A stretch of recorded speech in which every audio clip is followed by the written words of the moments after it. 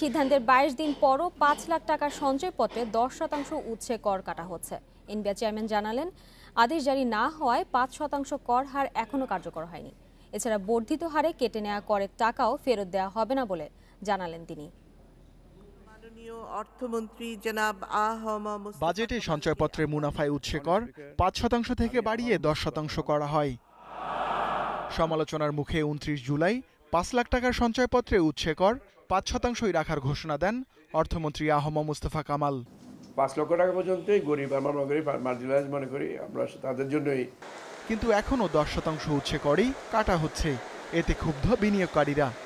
আগে ১ লাখ টাকায় ২৭৯৩ টাকা পাইতাম, এখন দেখা গেছে যে ১ লাখ টাকায় আমি পাইছি ২৬৪৬ টাকা, অর্থাৎ আমার ১ লাখ টাকা থেকেও 10% কাটা হয়েছে। আমি যেমন গত ১ লাখে ৯১২ টাকা করে পেতাম, এবারে দেখছি যে ৮৬৪ করেছে।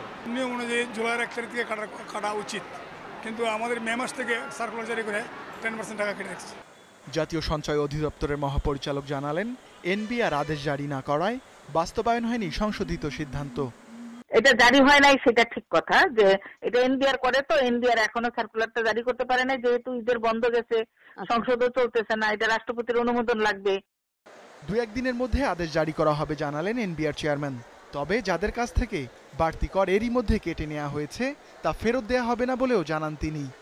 অর্থ বিলের যে বিষয়টা আছে সেটাকে আবার যখন পরিবর্তন করা হয় তখন এসআরওর মাধ্যমে করা হয়, তো এসআরওটি জারির তারিখ থেকে এটা কার্যকর হবে।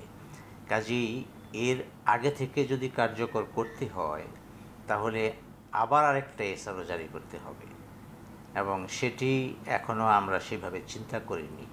কাজেই এখন যখন জারি হবে তখন থেকেই কার্যকর।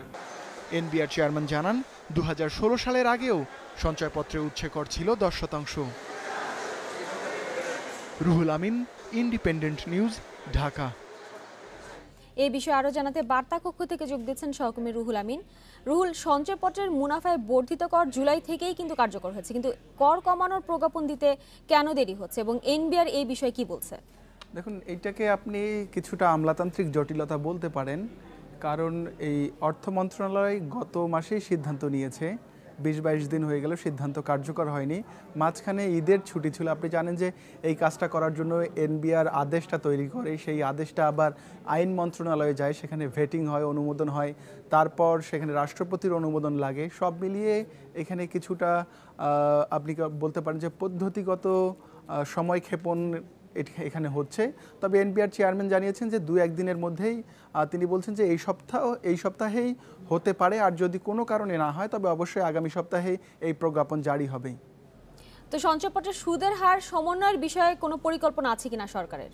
দেখুন, এর আগে একদিন এনবিআর চেয়ারম্যান সংবাদ সম্মেলনে বলেছিলেন যে সরকার যেহেতু সিদ্ধান্ত নিয়েছে সেহেতু যারা বেশি দিচ্ছেন তাদেরটা ফেরত দেয়া হবে, অর্থাৎ জুলাই থেকেই কার্যকর করা হবে ৫% কর। কিন্তু যারা 10% করে কেটে নেওয়া হচ্ছে যাদের, এখন তারা এটা ফেরত পাবেন, এটা তিনি বলেছিলেন। আমি কালকে তাকে প্রশ্ন করেছিলাম যে ফেরত পাবে কিনা। তিনি বলছেন যে তার সেই আগের বক্তব্যটি সঠিক ছিল না, কারণ ফেরত দেওয়ার ক্ষেত্রে পদ্ধতিগত জটিলতা আছে এবং আইনি জটিলতাও আছে, সেই কারণে ফেরত দেওয়া যাবে না। আইনি জটিলতাটা তিনি বলছেন যে যেহেতু সঞ্চয়পত্রের নতুন কর হারটা অর্থ বিলের মাধ্যমে করা হয়েছে, সেই অর্থ বিলে যখন কোনো পরিবর্তন আনতে হয় সেটি তারা এসআরও দ্বারাই করেন, এবং সেই এসআরও সাধারণত যেদিন থেকে জারি করা হয় সেদিন থেকেই কার্যকর হয়।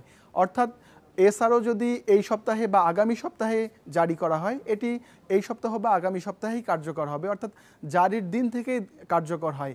কিন্তু এটিকে যদি আপনি পূর্ববর্তী তারিখে কার্যকর করতে চান সেক্ষেত্রে আর একটা এসআরও আপনাকে জারি করতে হবে। এনবিআর চেয়ারম্যান বলছেন যে 2টা এসআরও জারি করার এখনও কোনো সিদ্ধান্ত বা চিন্তাভাবনা তারা করেননি, অর্থাৎ যেই কর কেটে নেওয়া হয়েছে বেশি বিনিয়োগকারীদের থেকে সেটি ফেরত দেওয়া বা অ্যাডজাস্ট করা হবে না। বার্তা কক্ষ থেকে জানাচ্ছিলেন সহকর্মী রুহুল আমিন। চলে যাচ্ছে পরের খবরে।